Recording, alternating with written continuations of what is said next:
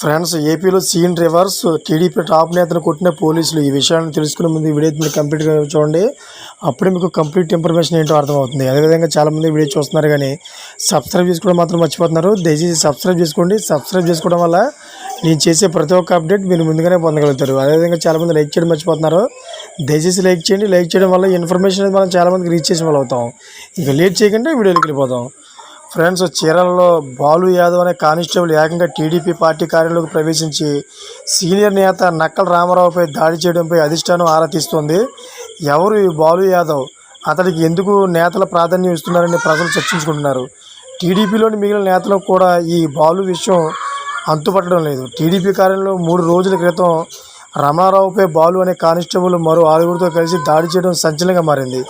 అయితే సాక్షాత్తు టీడీపీ కార్యాలయంలో సీనియర్ నేతపైన దాడి చేయడం దేనికి సంకేతం అని ప్రజల్లో జోరుగా చర్చ సాగుతోంది. సామాజికంగా, ఆర్థికంగా బలమైన రామారావు లాంటి వ్యక్తిపైన దాడి జరిగితే తమ పరిస్థితి ఏమిటని పార్టీకి తొలి నుంచి వెన్నుదన్నుగా ఉన్న నాయకులు ఆందోళన చెందుతున్నారు. దాడిలో గాయపడిన బాధితుడు రమణారావు 2 టౌన్ పోలీస్ స్టేషన్లో ఫిర్యాదు చేశారు.